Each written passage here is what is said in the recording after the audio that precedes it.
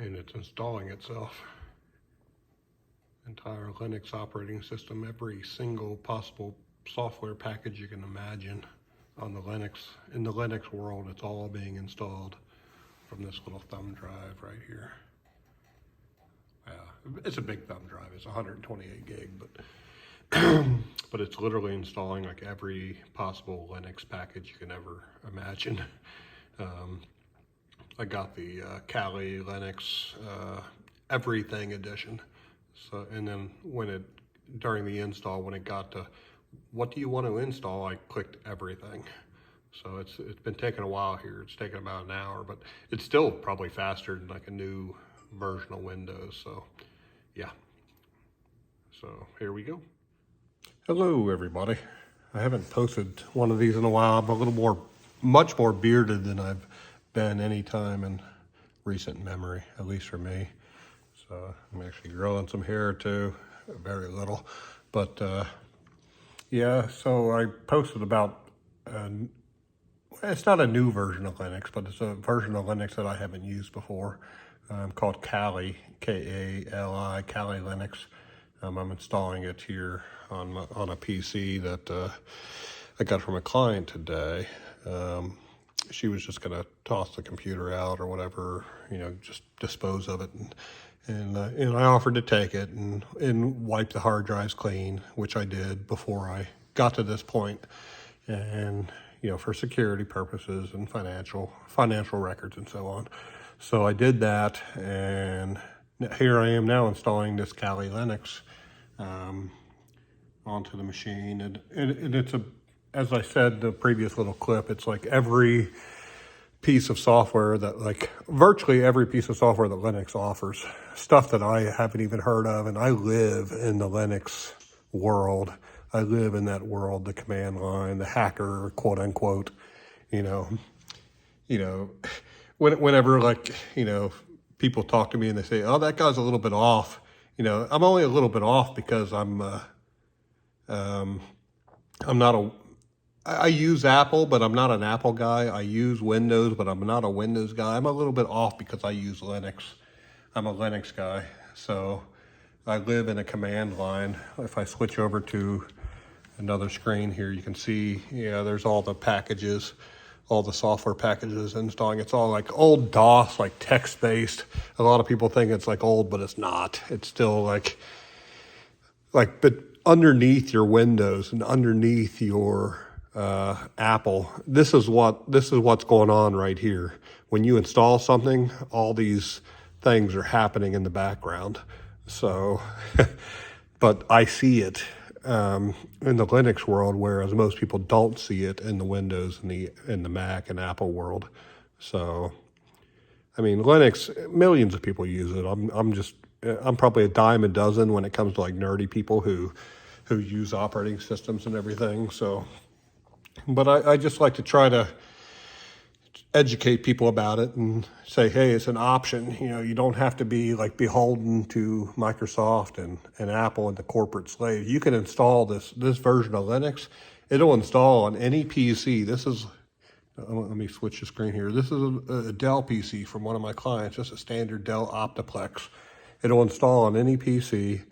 There's a version that that runs on the Macs, even the new M1 and M2, what they call Apple Silicon. There's versions that'll even install on that. So there's if you're tired of just being having to worry about your privacy and everything like that and everything, this is an option. All this crazy stuff you're seeing on the screen here, that's an option. But it's graphical too. There's a pretty desktop, and once this is done installing, all the packages get done installing and everything here. There's going to be a really nice desktop with like a nice little start button or whatever at the bottom and everything, and it's going to be just as usable as any other system. You can get Chrome web browser, you can get Firefox, and I think you can even get Microsoft Edge if you still want to go back to the corporate world and still have like the Microsoft web browser. But and then if you're a graphics designer, you can use You can use GIMP, which is like a Photoshop equivalent, and do everything. And I use GIMP a lot. I use GIMP on Linux. I use one called, I forget what the one, I forget the one on Mac. That's like a Photoshop equivalent. But, you know, a lot of people are so tied into Microsoft Office and Outlook and stuff. There's other alternatives out there that work just as well. And I actually installed, my dad at work, for example, he used Outlook before. And even though they're still on Windows, I'm like, stop using Outlook. Outlook's stupid. You know, you got to buy a license and it costs like $10 a month or $99 a year or whatever for like a license or whatever. Just go get Thunderbird. Go get a different email program. It gives you pretty much exactly the same experience, but it's free. It's open source. You can upgrade it forever. There's no corporate behind it. There's no privacy issues or whatever. You know, you don't have to worry about it like you do with closed source. I guess Microsoft and Apple are closed software, but the Linux that I'm doing here, that I'm talking about now, that's open source. There's like a million different eyes looking at this Linux. And if somebody tried to write a backdoor into the software, they would find it and they would get rid of it. So that's why it's so secure, is because there's so many different people's eyes in every country all around the world who are part of the process, the program. So I'm probably starting to ramble a little bit here, but I really suggest at some point, if you have like a spare PC, like an old computer like the one I have here, an old laptop, you know, if you need some help, like making a thumb drive, so you can install it and boot from it and everything, and just test it out, let me know. Just, you know, reach out and I'll point you in the right direction. Or if you're local to me, I'll come out to your house one evening and set it up for you. So, you know, don't hesitate to try something new. It's just, it makes life a little bit more exciting in this day and age where everything's, you know, so political and there's so much stuff going on in the outside world. Let's, you know, try something new in the virtual world. You know, try something like Kali Linux. There's also Ubuntu. I use Ubuntu Linux. That's probably the one that most people have heard of, is Ubuntu. Fedora, Red Hat, and a couple others. So yeah, I'm still going here on the Kali Linux install. It's made it probably just under halfway.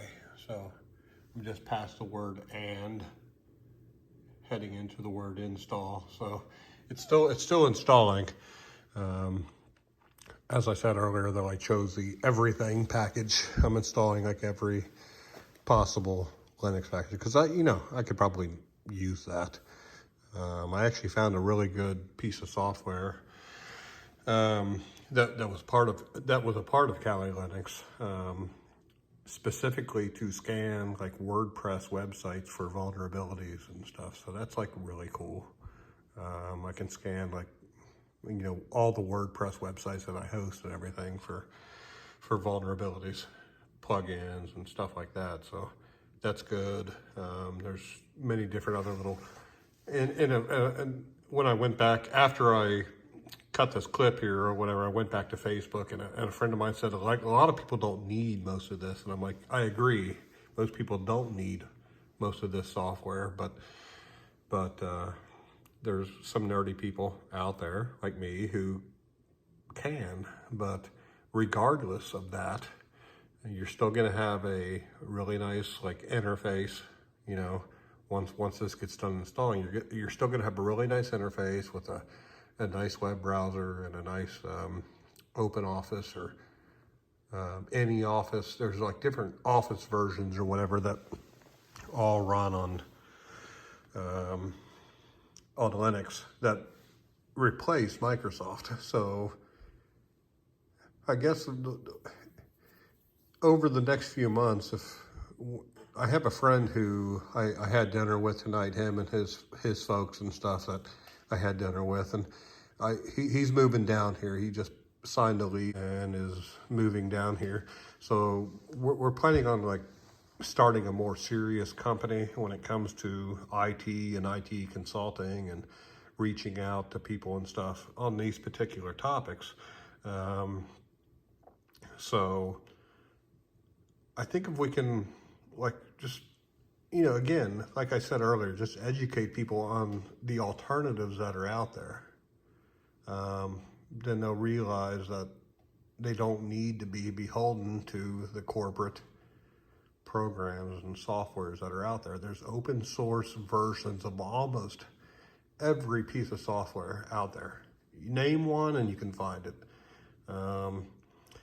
And if there's a particular piece of troublesome Windows software that you have to run, like some piece of accounting software or some silly thing, there's actually a plugin for this Linux that you can run that software, and it may not be perfect, but you can still run that software even under Linux.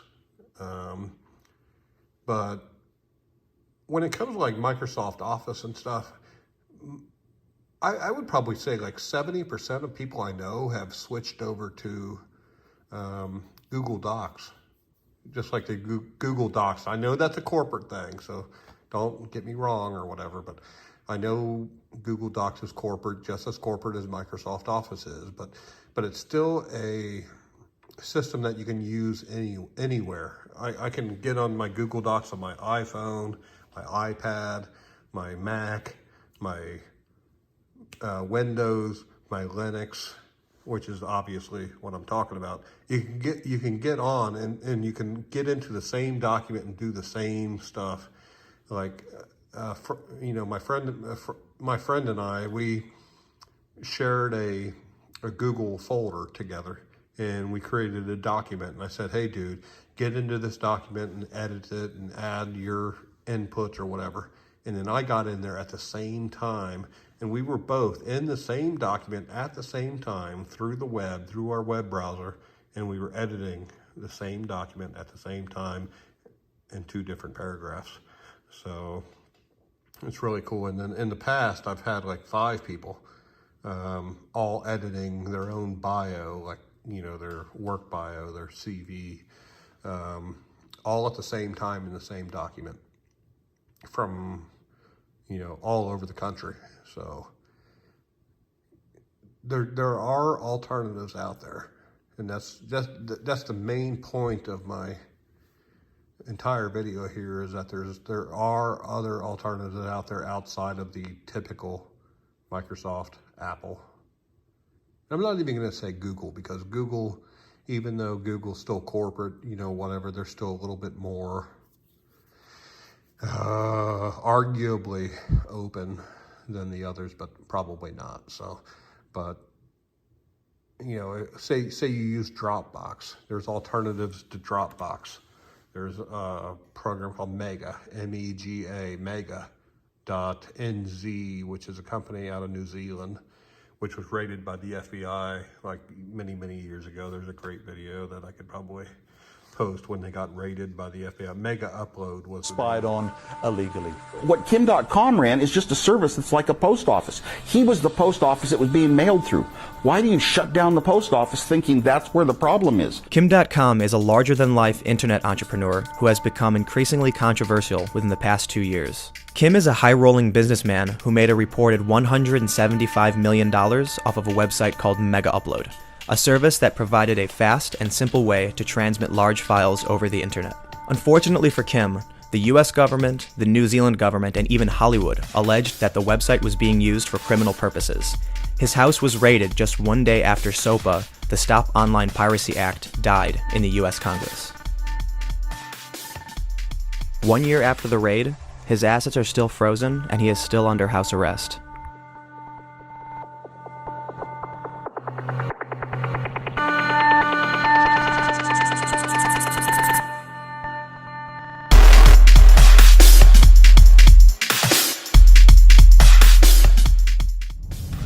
we're in New Zealand. We're just north of Auckland, and we're heading to Kim.com's mansion. We're told that Kim is heading to the recording studio today in Auckland, and he's going to be working with some producers to make some music. I'm hoping that I can get in there and do some backup vocals, or maybe even help him on a song. Oh, I think I can see it. I can see it. It says Mega on the lawn.com mansion. He said that he's dedicating his life to fighting for internet freedom. He's a big, crazy rich guy who does crazy things. This is scary.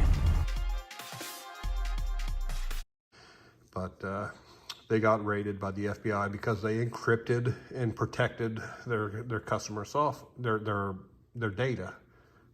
They protected their data, so they got raided by the U.S. FBI and the New Zealand Special Police, or whatever they call them over there. They got raided by helicopter in New Zealand. The FBI raided somebody in New Zealand. Just think about that. And that's before everything going on today, before all the wars and before all the political division and everything we've had. They were raiding somebody like 10 years ago in New Zealand. So that shows you just how much they want to repress and suppress and stuff. Now Mega, after the raid, Mega came back bigger and better, and they're probably more secure now than they were before. So I still use Mega Upload, or Mega.nz for New Zealand. Great Dropbox alternative.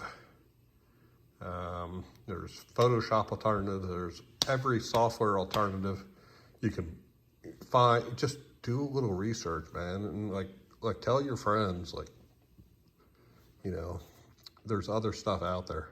So this is probably going to be the end of the video for real now. I've clipped together a couple little pieces here and stuff. Now the Kali, it's still going. It's I think I came in here when it was just past and just going in to install. So, but like I said, I'm installing everything. So maybe I'll jump back in here when it gets done, but most likely I'm just going to be happy in my new operating system. Yeah, now it's past the and the install and the Word software. It's almost done. So don't take this as a sign that the software takes a long time to install. Like I said, I'm doing the everything install, so I'm installing like every software package almost imaginable. So, yep. So yeah, I'm done with the whole install of the Linux that I was talking about the other night on this PC here next to me. Got it completed, and I put Chrome and all the other software that I use on it, and it's encrypted. You know, the whole hard drive's encrypted with a big old password that's about this long. It's a huge password on the screen. So that's what I'm talking about, privacy. So like if somebody raided me like they did Kim.com, I could literally hit the button on my PC and the hard drive would be encrypted and gone, and they would never be able to like recover it unless I typed it in. So that's the beauty of Linux. So I think I'm gonna end this video now. Like I said, I was going to the other night. I'm gonna end it with a little bit of a song from the Kim.com I was talking about earlier here in this video. It's a song called Let Me Introduce You to the Real Life. It's a really good song. So here we go. Let me introduce you to the good life. Let me introduce you to the good life. The good life. The good life. Let me introduce you to the good life. Let me introduce you to the good life. The good life. The good life. Let me introduce you to the life.